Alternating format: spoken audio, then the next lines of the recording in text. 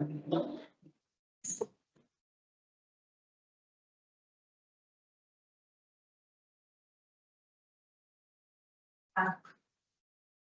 welcome. Thank you very much for coming this evening. It's nice to see all of you. My name is Katie and I'm the events manager for Beeling. Just before we kick into the event, just cover up some housekeeping. So we're not anticipating any drills today, so if we do hear a fire alarm, it's the real deal. The fire exits appear and our congregation point is fixed. The toilets are just on the left-hand side. There's 7 individual cubicles. We are serving food and drink. Please do make the most of it, but please enjoy the drink.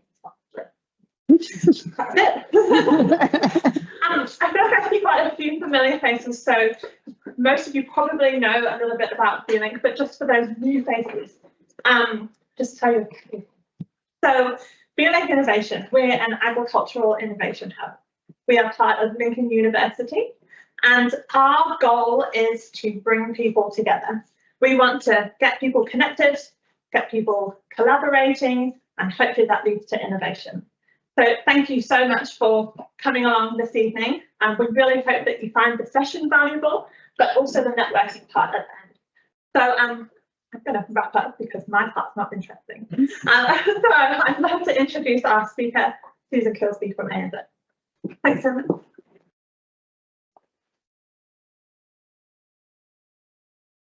It's great to be here. It's a pretty cool little venue. Very much like it. It's quite interesting that Katie said that a lot of you are familiar faces, but she also reminded you not to drink too much. So I don't know what that's what I say. It could be an interesting evening. Anyway, I'm going to have a bit of a chat to Jay about sort of my take on where I sort of see emissions, carbon markets, agriculture, and how that sort of all fits together, really. We all sort of see these things through different lenses. I probably see it through more of an economist lens. I'm an ag economist at ANZ, a role I've had for 6 years. And so, yeah, I just, trying to see what I think is kind of a reasonably complex and piecemeal things through my lens. So that's what I aim to share with you today. I live up in the Wairarapa. I work out of our office in Wellington, and I have a small sheep and beef farm up there. So 70 hectares probably doesn't really qualify for a full-size farm, but it's enough to keep me busy at the weekends. And I grew up in Jerusalem and Taranaki, so I've had plenty of time living in milking shed and sort of boots on the ground type of thing. So feel free to ask me questions about anything in general, but today I will try and cover off what we're seeing in terms of the sort of the greenhouse gas emissions, where the sort of government targets sit, and then have a little bit of think about what we're doing and what tools that we're kind of using to try and get our emissions down in New Zealand. So if we have just a little look how we stack up globally, if we look at total emissions around the world, New Zealand, you probably can't even see us on that graph. We're pretty small, but that's because we're a relatively small country with a relatively small population as well. That doesn't mean we shouldn't be doing anything about our emissions, of course. But if we look on a per capita basis, our emissions are actually relatively high. They are decreasing, but they are still quite high. And one of the reasons our emissions are quite high is because we actually export a lot of products. So the emissions are not done on what we're consuming here, but they're on what we're producing here, and that's how it's measured. So it's, in my mind, a fairer way would be on what we're consuming as far as the impact we're having on the on the globe, but it's not how it's measured. It's on how much we're producing. So a big chunk of our emissions come from agriculture, and we export a lot of these agriculture products. So we're actually exporting emissions as well, so to speak. So what are our commitments? So we've got a couple of different commitments that we are trying to achieve. We've got a 2030 target that, in theory, we're on track to achieve based on the assessments of the Climate Change Commission and various other experts. We've also got a 2050 target a little bit further away, and in that 2050 target we have this a reduction in biogenic methane, so methane produced by our livestock, by 24 to 47%. So quite a hefty reduction to achieve, and there's a few different ways we can get there. A simple way would just be to reduce our livestock numbers and do it that way. And for a while it did look like maybe that's what would happen, but at the moment I think we'll come up with some more innovative things than that. Now, trying to get to those targets, they break down these emission targets into budgets. So we have these budget periods. The first budget period runs up to 2025, and then they're in 5-year chunks after that.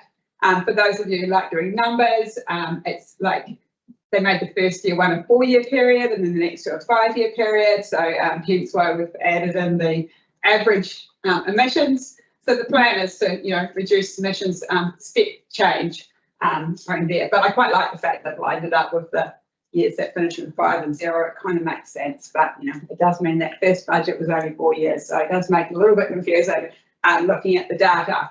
I mean, in fact, what I've found since I've sort of been looking at these markets for a few years and sort of where agriculture fits in and the carbon markets, but what I've found is there's a lot of data out there, and it's all very piecemeal and it's in lots of different places, and it's really, really confusing. So if any of you are in the same boat looking at that data, you're not alone. And I think it's getting better. Some of the websites seem to be, kind of lining things up. I did spend ages bookmarking things, and then you go on the MFE site and then they've moved everything, and it's like so frustrating. Anyway, emissions intensity. If we look at it, this is sort of getting a bit more economically. We're looking at emissions intensity by basically GDP, so how much the economy is producing. So our emissions are going down relative to what we're producing, so that's good. And our emissions are going down per capita as well. So we're heading in the right direction, is what those data say. And I did do this us against Aussie, and we were better. I should have put that graph up there. Quite a nice one. Now, in terms of how, what can you do to encourage a reduction in emissions? And there's lots of different ways you can tackle these things. So there's, and the government targets that we've got in place are at one level, and then you have to work out how internally in New Zealand we're actually going to achieve that.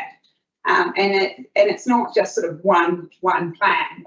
So you can have you can legislate within your country to do things in a certain way. So you have a compliance-based mandatory type system. So that can be a tax or an emissions trading scheme, a cap and trade type schemes. And these are quite popular around the world. And it's a good way to make sure everyone is changing their behaviour over time, or at least all that the businesses that you include in your emissions trading schemes. And then alongside that, you can also have voluntary schemes, which are quite different to your regulated market. So your voluntary schemes tend to be driven by businesses and consumers and marketers trying to be seen to be doing the right thing, really, by their customers. So, but what it does mean, these voluntary markets, they're not one single market. They're not regulated as such. So you end up with lots of different units of doing something good or doing something that reduces emissions. So they're very hard to kind of compare one like with like. And the other criticism that a lot of them get is, are they actually making a difference or not? And there's some really good voluntary schemes out there that are really well audited and regulated and have great credentials behind them. But there's also been quite a few schemes around the world that don't have those credentials behind them. So that kind of drags down the sort of the value of them to some degree. But what I see is, they both have their place. So you kind of the voluntary side of it tends to be more the carrot, it's sort of the enticing things to do better, proving you're doing things well.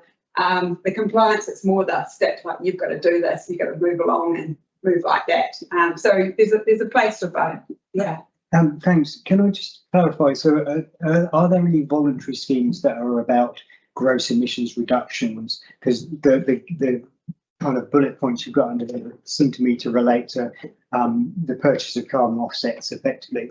Whereas obviously with the mandatory scheme, you can kind of mandate, a reduction in gross emissions. I just wondered if they were voluntary emissions reduction rather than offsetting schemes. Yeah, there's various schemes that have various targets. So some are just trying to offset into another market. Some are trying to prove they're actually doing better. So doing what they call carbon positive. So actually improving things. So that can be, and they can be within their own business, or they can be by investing in something that someone else is doing too. So yeah, different ways of doing things. But yeah, the voluntary markets is just a huge variety of, I guess, how things are done in that. So not one thing that fits all.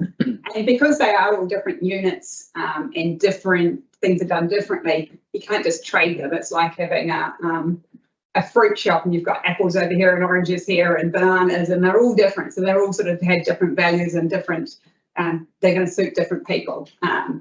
Whereas, you know, your regulated market, they're set units that then can be traded. Thank you, Susan. Yeah, my question is there any way or any intent of formalising the voluntary scheme so that we are able to compare apples for apples, so to speak, and pears for pears? Is there anything on that front? I mean, I think over time they are gradually heading that way, and you'll see the schemes that don't have a lot of credentials behind them sort of drop out, and the better ones, you know. So natural selection almost. Yeah, Okay. Absolutely. And you might get to the stage where they're actually relating back to the linking back to the mandatory schemes as well in a similar way. But at the moment, they're kind of a little bit piecemeal. Yeah. Okay, thank you. There are some firms that sort of can be carbon neutral since they started, so they're not going back to that. They have to be carbon neutral from going back to when their firm started, which is quite interesting. So if they started in 1980, they're going carbon neutral from that date rather than yes, yeah. They can sort of pick their own start point and things, and a lot of the start points of around these schemes and the regulated markets is when there's actually data available, because you can't, you know, if you can't measure it, you can't see how rates change against things. And I did see some emissions data that they had for some country. I don't know what the source was, but they had data for 1700, and I was like, wow. Trying to investigate how they got it. They didn't have it for every country in the world, but yeah. But yeah, they were kind of, I don't know, they had this, yeah. Right. So, but yeah, might have been some modelling involved in this kind of thing, actual data. Anyway, emissions trading schemes, like we have one here in New Zealand, but there's lots in operation around the world. The one in the EU is probably the biggest one that's in operation, and certainly the one that sort of you hear a lot about. But there's some schemes that just operate in certain regions or certain cities. So California has a scheme. Tokyo has a scheme.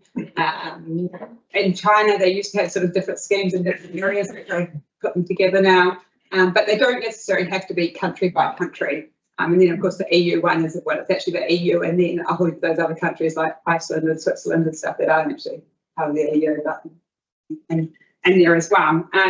So, yeah, you can have them on different scales. Initially, when the ETS was set up in New Zealand, the units could be traded with the European scheme, and you could intertrade them. And then they stopped doing that because it actually got really hard to sort of manage some of these things. So at the moment, it's sort of the way that the latest sort of climate change agreements being made, it's just do things country by country and kind of work on it like that and try and get those sorted, and also separate gases out too. Don't necessarily try and bundle everything in together, because it just gets hard.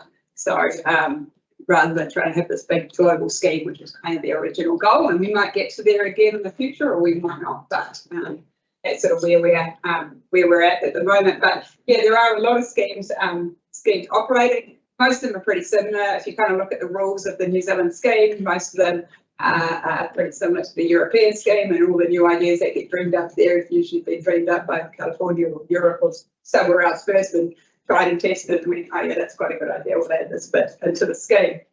That's all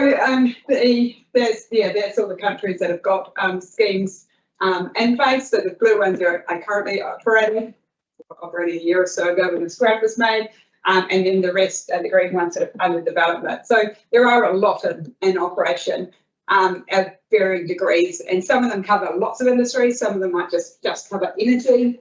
So our New Zealand scheme actually covers a much wider range of industries in parts of our economy than a lot of these schemes will do. So they make us speak for a specific industry. Emissions pricing, now these, if you can read this, you'll be doing better than me, but basically we've got, we're looking at the prices. So this is the price axis here, so high prices up here, low prices down here, and then versus the proportion of the emissions that are covered by the ETS. So New Zealand's sort of sitting right in the middle there, so about half of our emissions are covered by our ETS. And our price, well, at least when this graph was made, was 50 something. It's now 63 or something at the moment.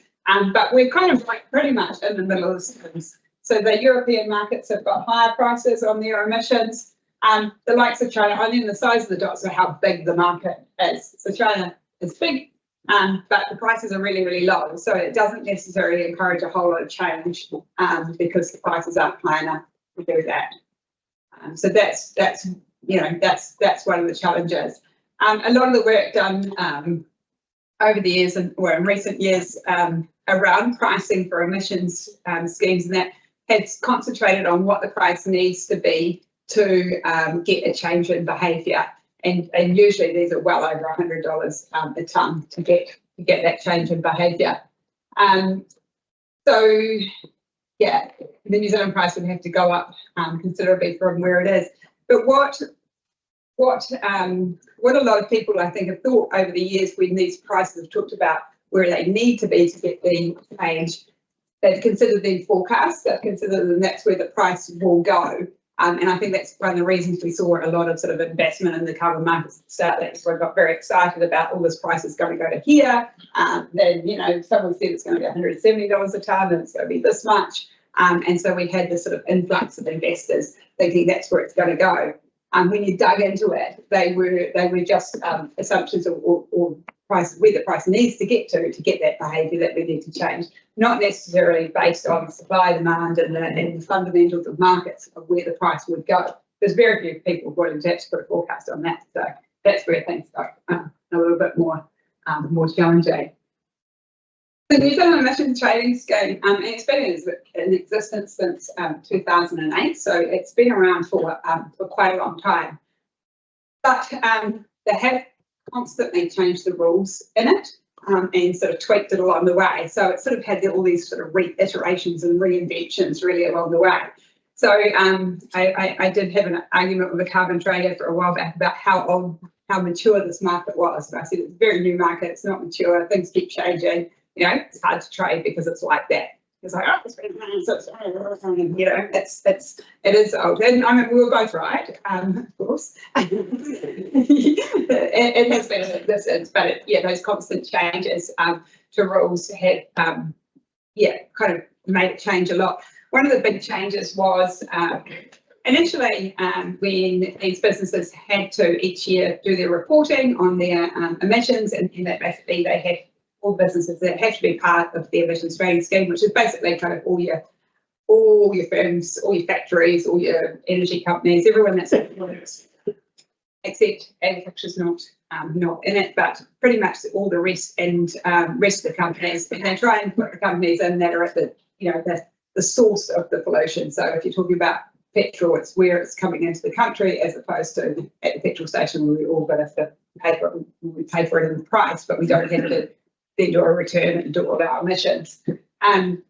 There's not actually that many companies in New Zealand that have to be part of the scheme, but then there's voluntary. You can join the scheme as well, and most of the voluntary members of the scheme are there because forestry is part of the scheme, and you can earn credits from forestry. So that's where the big numbers of people in the scheme largely come from. But initially, when they set the scheme up, those who are emitting had you put a return in each year, but you had the choice of either buying units through the scheme, or getting units one way or another and surrendering them, or paying a set tax. And a lot of people pay the set tax because they felt even if they bought some units, they felt they're likely to go up in price and they would just hold on to the future. So we had a sort of a scheme that wasn't really a proper cap and trade scheme because we had this sort of unlimited supply, and it still doesn't have a set supply because we have forestry credits that can come into it. So we still have this major variance on this scheme. So we can't, like most of the, or every other scheme, every other ETS around the world doesn't have forestry within it. They may be rewarding people for planting forests, but they're doing it outside their ETS. They're not doing it within it. So they can actually limit the amount of units, and when you can limit the supply of something, then you can influence the price of it. They don't really have that so much in New Zealand scheme. As a result, we ended up with a big build up of units in this market over time. I'll show you some more information around that. So what is driving the price, the carbon price? So you've got this constant flow of units coming, becoming available each year. So you can, some businesses get allocated free units every year for part of their emissions, and they're businesses which are deemed that they would be at risk of, with a higher carbon price, they wouldn't be able to exist and export products, would end up importing them from somewhere else at a higher cost, and it wouldn't be good for our economy. So some of the examples of that we can kind of relate to are tomatoes and capsicums that use a lot of energy and hothouses growing them here in New Zealand, but we'd rather grow them here in New Zealand and give them a bit of a break to do that, rather than importing them from overseas because we've got pressure. So you have some units allocated each year for free. The government then also does these quarterly auctions. So they started doing these quarterly auctions 3 or 4 years ago, and that's their way they release units into the market. And those auctions have been quite interesting. Sometimes they all sell, sometimes they don't.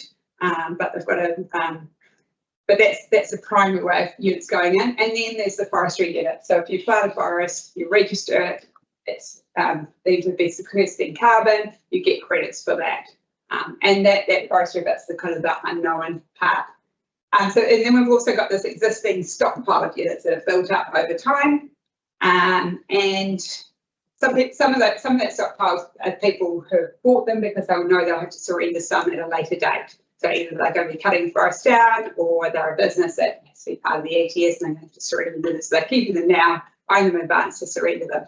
Other people are pure investors or speculators, some people like to call them. They're just buying these units because they think they're going to go up in price and sell them. Nothing wrong with that. It helps markets function, but it does mean you've kind of got this supply there sitting there that you don't really know whether it's going to come into the market or not. And then the demand for units from each year to year really depends on emissions. So emissions over time will track down, or hopefully they'll track down. That's where we're trying to get them to. And so demand will actually decrease as well over time. And that's basically become more efficient at producing things, produce the same thing but doing less emissions to achieve that. And then it also depends on how much activity is happening. So, the world got a bit of a break during COVID when everything sort of shut down and all these factories weren't operating, there was less emissions. So it does sort of depend on economic activity as well and the amount of emissions that happens. And then really around expectations around policy. So policy in terms of where we're going with our goals, and also policies in terms of specific policies relating to the ETS and how they may change over time will also influence prices. So there's looking at the supply of units, and this is looking forward sort of from this year onwards. Is that the dark blue bit at the bottom there is the government quarterly auctions. That's the volume that's coming in from that. The bit above it, the green part, is what's freely allocated to various businesses, and then the grey part is the what's expected to come in from forestry units. So you can see from those three things that the forestry bit is getting bigger and bigger over time, and the others are getting smaller and smaller. So the government can control those units that they release at the quarterly auction and their free allocation. They can't really directly control how many forests get registered. They can with supporting policy, but not directly through this ETS. So they don't have complete control of the supply of units that are happening. So this just gives a sense of what volumes were being put into the market by those quarterly auctions and what is happening now. So originally those pale grey browny lines was the volumes that were coming in, and then the Climate Change Commission recommends the government you actually need to cut these back because there's far too many units in operation do this. And then so the light blue was what the Climate Change Commission recommended, and the dark blue is what the government did. So they pretty much did what they told within reason. So that's, yeah, so we've seen this big drop back in units. And then in 2024 so far, we've have seen very few units actually trade with another auction in December. The base price is $64, the market's kind of sitting around 63 at the moment. Whether we will see those units trade or not is very much debatable. So units in circulation, there's heaps of units in circulation really. There's probably about 3 times as much as gets used in any 1 year currently in circulation.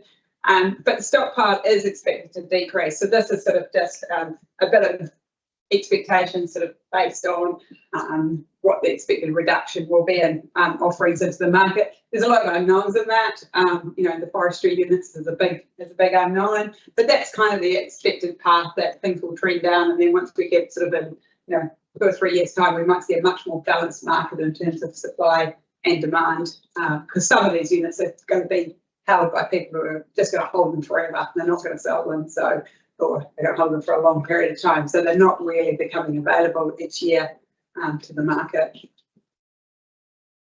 So one aspect, the unique aspect about our ETS is the fact that forestry is part of that.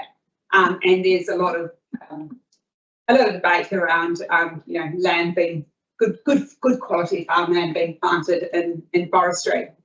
So what this data sort of shows what the different land classes are that forests have been planted on. So one's your really good soils that you grow all your veggies on. 8's your steep land that I can't walk up because it's too steep, and then they're kind of in between. So most of your sort of farmland is sort of sitting in the runs, and that's sort of 4 to 6 really, and then it's sort of so this is sort of where the farming's happening. So lots happening on that sort of class 6 land, which some people would call it good farmland, and some people would just call it not really good farmland. It's very debatable depending on where it is. What you generally find on these properties is, the hill country properties, they'll have some aspects of them that'll be really good quality, and then they'll have a few gullies and a few areas that won't be as good a quality. And what we have tended to see with planting recently is that we've seen much more sort of whole farms being bought out and the whole farms being planted out rather than little pieces being planted. And some of that is sort of driven by one, the company's buying them. It's easier to do a big bulk area, do one purchase, do it that way. It's also how the modelling is done for the sequestration rates. If you've got over 100 hectares in one area, you basically get someone in to model it and work it out properly on what they're going to sequester. If you're less than that, you just use these standard lookup tables, and it's just assumed that that's what will grow. In most areas, generally those who are getting the consultant into the over 100 hectare areas are actually getting greater rates as well. So there's a bit of an incentive to have these bigger areas as well, and it's efficient and easy to do. But it's not really what we want, and me as a farmer, I'd rather see the nicer parts stay in farming and the poorer parts go into trees. So I think it's one of our sort of challenges around policy going forward is around what can be done to sort of support that part of farms into trees rather than the entire farm into trees. And there's not many farms that are all exactly one land class right across them anyway. So the government is proposing to not allow registration of forests into the ETS on these class 1 to 5 lands. They're not going to stop you planting them, and they're not going to run around and physically stop you planting them, but you won't get to earn anything in the ETS, so they've taken away the incentive. Class 6 land, they want to limit it, how much is planted each year. And then classes 7 and 8, we can go for gold, you can't move your line. And exactly how this is going to be managed, I'm still not quite sure. The plan is you kind of, if you're going to plant it, you want to know that you're going to be able to earn the credits off it before you plant it. Otherwise, it's a bit of a waste of time planting it. You know the world, but yeah, you're not going to necessarily be able to earn those credits. So if we look at just in terms of where the sort of emissions in New Zealand sit, so agriculture is a big chunk of it, so over half of our emissions. Energy is another big area. And then forestry is basically soaking up some of those credits over here. So land use change, forestry is kind of lumped together, but basically that's offsetting some of those other emissions. And the offsetting from forestry very much is sort of a short-term fix to help us get our emissions down. And the reason for that is once you plant a property and trees, they'll sequester carbon for a certain length of time, and then they'll plateau off, and that will be it. If you chop those down, you've released that carbon, so they have to stay there, but you just can't keep planting more and more every year unless we just want to have a forest, which some people find like that, birds are like it. But so it is sort of considered a step, a bridge to help us get to getting some of these other technologies in place to actually reduce our emissions. Most countries in the world, agriculture is a tinsy proportion of their total emissions. Most of their emissions are to do with transport and energy and everything that they do, because they have lots of people and not many animals, but we're the opposite. So it makes it much harder for New Zealand to ignore agriculture like most countries are doing around the world in terms of looking at emissions going forward. Hence why there was a lot of work done with Waka Ekanoa to try and work out, different ways to price emissions in the agriculture sector. And the backfall was always that agriculture would join the ETS if they didn't get another pricing scheme up and running. But the new government came in and said, right, we're not going to do that. We're going to take agriculture out of the ETS. Which makes a lot of sense to me in the sense that it's very hard to try and have this ETS that's doing lots of different things for lots of different sectors. Having forestry in there has made it quite unworkable. Having methane emissions priced exactly the same as CO2 is also really, really challenging. So I think taking it out is the right thing.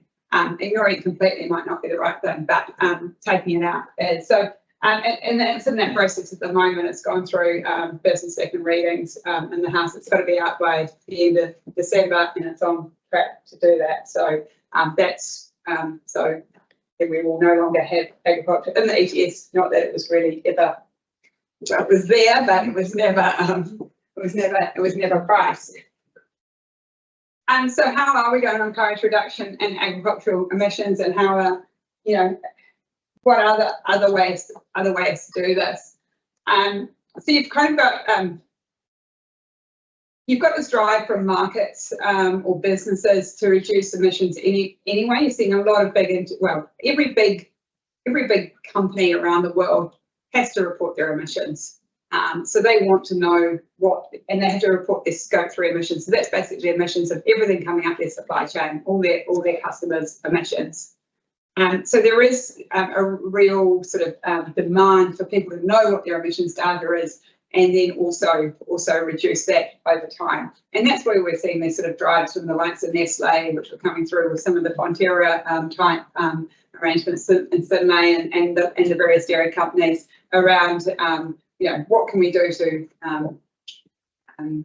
understand what these emissions are and change them. And the question kind of comes down is like, will they pay more for your product if it's got reduced emissions? And I think it's not a straightforward answer, but it's another attribute that you're able to deliver.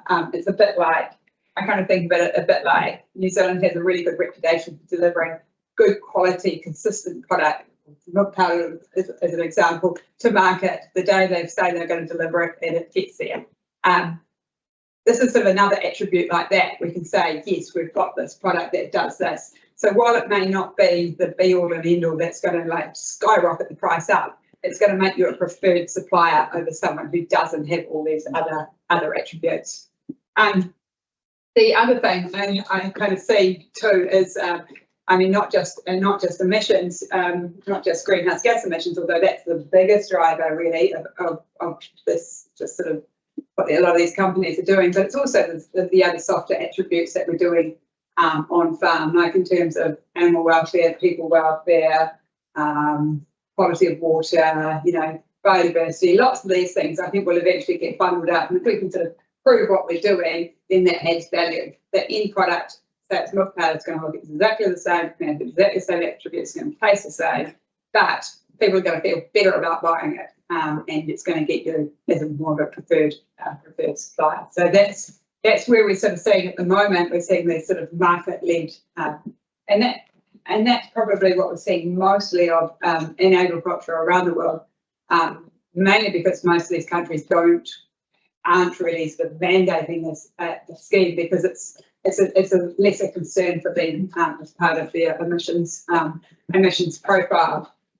And we're also seeing you know, a lot of research being done on ways to produce the same product with less emissions. So I mean that's been ongoing for a long time, and also extension and delivering that out. So that's going to, you know, that will help reduce emissions. I don't know, I'm not a scientist. I don't know how quickly we're going to get some of these things to market, but there's certainly a real drive to do this, and you know, and pick up on these things. So we have got, you know, options of reducing that aren't just solely driven by price as well. And you've got a lot of these industry good bodies also doing a lot of work in those areas as well in terms of extension and alliance to try and get this information out.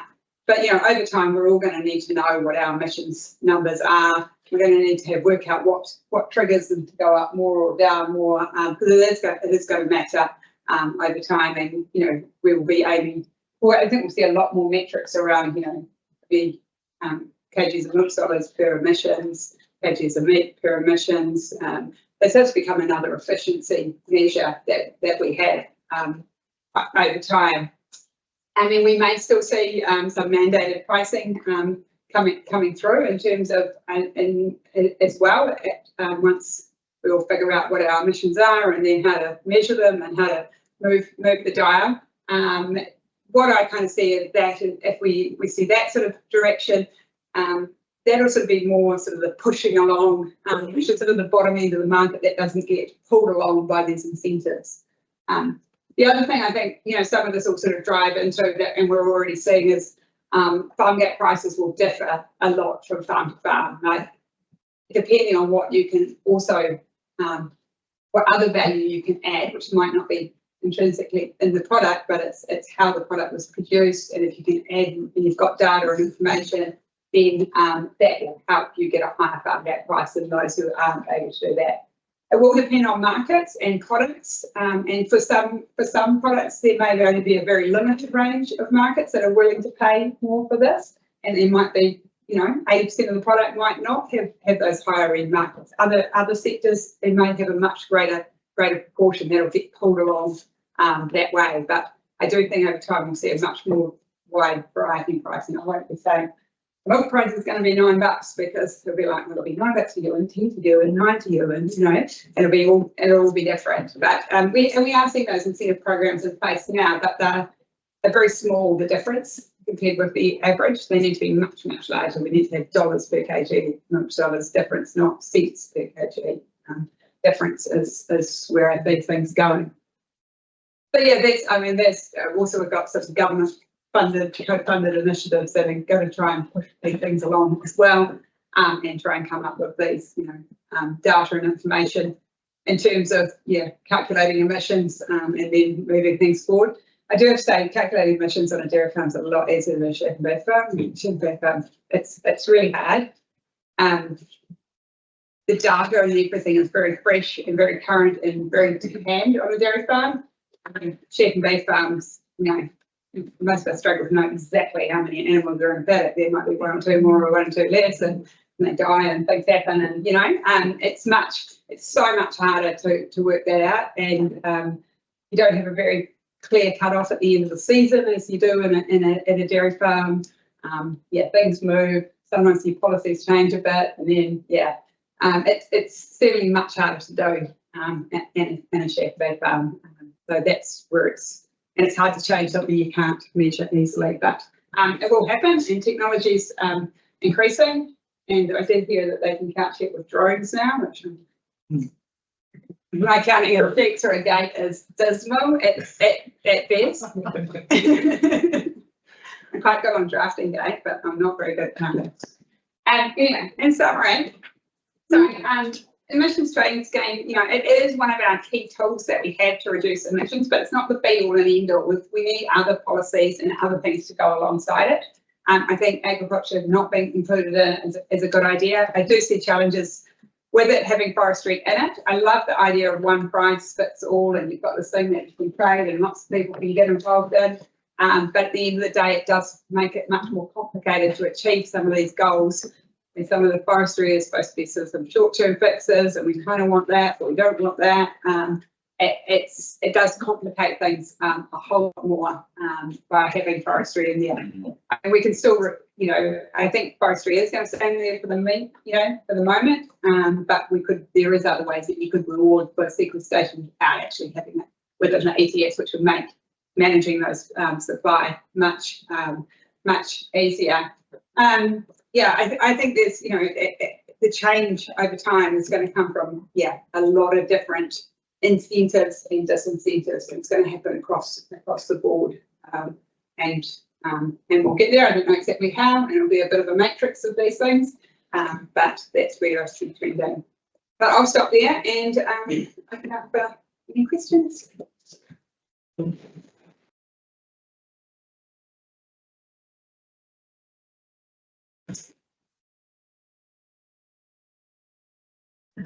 No. The class, excluding the classes 1 to 5, I found really interesting. Put a lot of people doing small plantings of natives and stuff that's making that actually viable for them to do because they're in the ETS. And even I was at the Truffles conference, probably the most profitable thing about trufflery is the fact that you can claim carbon credits free. Yeah. So to me, it's kind of almost completely opposite of what we've got at the moment. You can say, yeah, you can be in class 1 to 5 and in the ETS, but only if you've got a smallish area, say less than trees. Yeah. I mean, I think we've actually checked whether that's going to be across all species that they pass. I mean, it's probably the impetus has been around pines, but I mean, I haven't actually. I think we will see more rules come out around, you know, smaller plantings and native plantings and more things to encourage that, because it's. If you could shut all of that, a lot of that stuff down. Yeah. Completely exclude those classes. Yeah. And I mean, some of those things might end up getting picked up in some of the voluntary markets as well. And then I'm to prove that they're doing something, you know, if you can prove that you're sequestering the carbon, it doesn't necessarily have to be part of the ETS as well.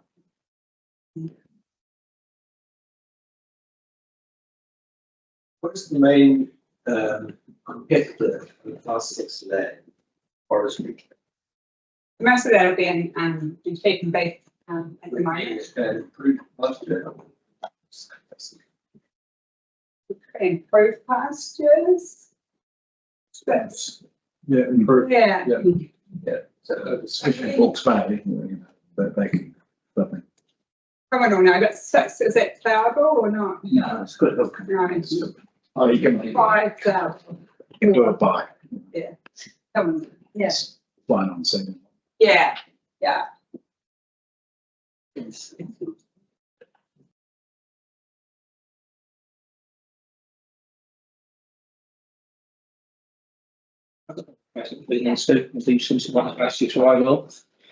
How strong an influence is public opinion, and can you put a value on it? I.e., over the years, as we've been changing what we do and how we do it, etc., I've actually personally seen difference of some younger people, how they will choose between one item or another, depending on its environmental footprint. Yes. And to an extent where they say, well, it costs more, I don't mind.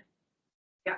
Because, you know, the bracket between 20 and 30, these are the people who are going to be changing the future for us, Yeah. whatever they're doing. And these are the ones that I believe we need to target when we're using these things and get a response to them. So have you got any figures anywhere, or I know it's a very hard to answer. I have seen some in the past, and certainly that, you know, those younger ones are way more receptive to change and willing to pay more for those types of things. It always, because I was when I was at university, you know, I wasn't buying second-hand clothes because they were cool and they had a good, you know, ethos of doing it, so I could afford. But you know, the views have changed. So that's a cultural change. Absolutely, absolutely. The thing is, people always want to do what kind of suits their lifestyle, but also helps. So you're kind of, yeah, there's no one's perfect in doing everything, you know. But they'll kind of go, well, we'll do this because, you know, well, we might buy a new EV because we wanted a new car anyway, and then that kind of makes sense, you know, and it makes us feel good driving this car. They might end up driving it twice as much as they would have if they had another one. I don't know, but you know, there is some of those things that you do get. It's not, you know, yeah. The research is quite mixed on that topic, as I'm sure you're well aware. There's a lot of people who are, as Mike just said, quite vocal about their preferences. That doesn't translate into what comes out of their plus card. Yeah. When it gets to the grocery store. But the research is highly varied. It's clear there's an impact, but it's not clear that it's as positive as it ought to be, but it's also not clear that there's no impact. There certainly is something happening. So it's definitely positive. Variable. Okay. Variable. That's honestly that's the best way you can describe it. It's variable. Okay. In some cases you get positive results, in some cases you don't. That makes a lot of sense. I mean, if you have something that tastes good and it's good for the environment and it costs the same, you'll probably do it. But if it tastes terrible or it's way more expensive, you're kind of going, oh. That's Yes. kind of a summary, not necessarily just New Zealand, but it's kind of Yes, the world is yeah. of what happens in this particular construct. Yeah. And I mean, obviously, if you're like so poor, you can just struggle to get by. These factors are going to be way down your list. You know, they won't necessarily not be on your list, but yeah. Okay, thank you. That's very, yeah. The thing is in this sort of this whole ETS emissions trading system, it's all based on really on offsetting emissions, really, where the problem is really on reducing emissions, right, and avoiding emissions, and we're not doing that very well, are we? I'm not sure the ETS is actually going to get us to the place where we really need to by 2030 or 2050, as the government is agreeing to. Yeah, I mean, the people who the companies that have to be involved in it do have to relinquish units, so they are being sort of forced to either become more efficient in what they're doing, or but some units, and as it gets over time, you know, those units are offsets, so to speak. The units created by the government, there's nothing behind them. They're just created a linear to, you know, they're not, the whole market doesn't kind of relate to exactly the reduction in emissions, but it's a tool to try and encourage that change in behaviour. So yeah, when it first started, I was like, so what's behind these emissions? What's behind these emissions? And when eventually went, nothing. And I went, okay. So it is kind of a weird concept, really, that, you know, the government units, they just go, no. There's a Ponzi scheme. So building on Doesn't need to be like that. It could be grandfathered. Well, you could, if it was a true cap and trade scheme, if forestry wasn't in it, it could be a true cap and trade. You reduce the units over time, that would have to force a reduction in emissions, because it would push the price up quicker. It would be, in that sense, it would be much more simpler. The government can control it a lot more if they wanted to. But the way we've kind of lumped it in together and gone, an offset is the same as reducing emissions, which it isn't. Has made it complicated.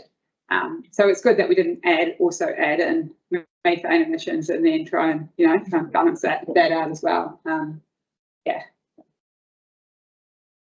We've got a lot of unintended risks of unintended consequences, like decrease in river flows with blanket areas of pine trees, biodiversity increases, wilding trees, fire.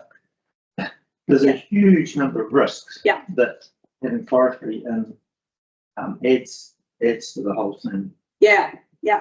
Absolutely. So, and no one would have thought about all these things when they started the scheme as such. How much thought? Because one of the things I've been puzzling over is particularly things that are difficult to substitute. So, I'm thinking particularly nitrogen and phosphorus fertilizers. Phosphorus fertilizers still have a very large embodied energy content in it. And if you increase the price of those, the simple response from farmers is the gross margins change, we'll just aim for a lower yield. And so we end up growing this food. And we go, that's a fairly perverse outcome as well. So, how much understanding of some of these quite detailed perverse outcomes is there? I've no idea. Right. But there's a lot of policy people do a lot of work in this area, but I think those things that they can't think of everything and they don't, and it's, hence why to their credit, you start a market up, you're never going to get the perfect start, and you do tweak them over time as you need to. But every time you tweak them, someone's advantaged or disadvantaged. So that's the challenge really. I think that's probably the biggest challenge is, if wanting to take forestry out of the ETS, it's, everyone's sort of donkey deep in it. It's, and it makes things, it would have to be a very well thought out transition to do some of those things. But in a world where we need to reduce gross emissions, and in particular from burning fossil fuel, is any kind of carbon market that essentially is giving you the right, you can purchase the rights to pollute, is that ever really gonna work? I suppose it depends on the prices, the aim is that, you reduce, that will encourage that change in behaviour, because at some point the difference between what we have to pay to pollute with fossil fuels versus other sources of energy will start to even that equation out. But and that's where the sort of challenge comes, and particularly when they're thinking about putting agriculture into that market, the price you needed to make the difference on reducing pollution, it would basically send every farmer broke. And so, it was very hard to kind of find all those things all together. So you really addressed that at the very beginning when you talked about where the price needs to be at 100 plus in order to drive a behavioral change. And we're sitting just above 60. So we're not going to get behavioral change. People are still getting bit because it's cheaper to offset.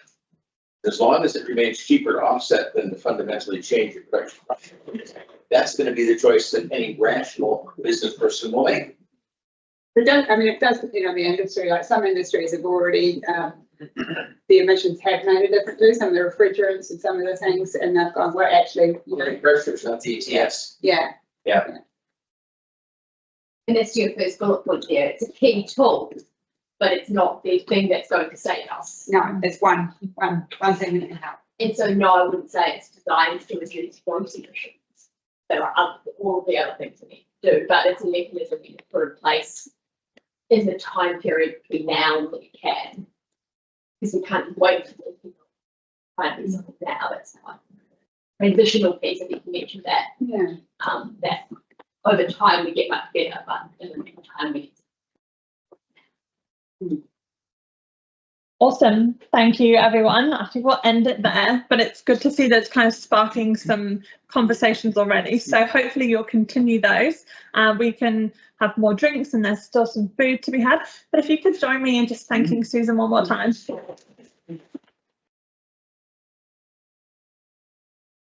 I hope that you'll stay and just continue networking. As I said, there's still some more food and drink. Awesome. Thanks, everyone. Thank you.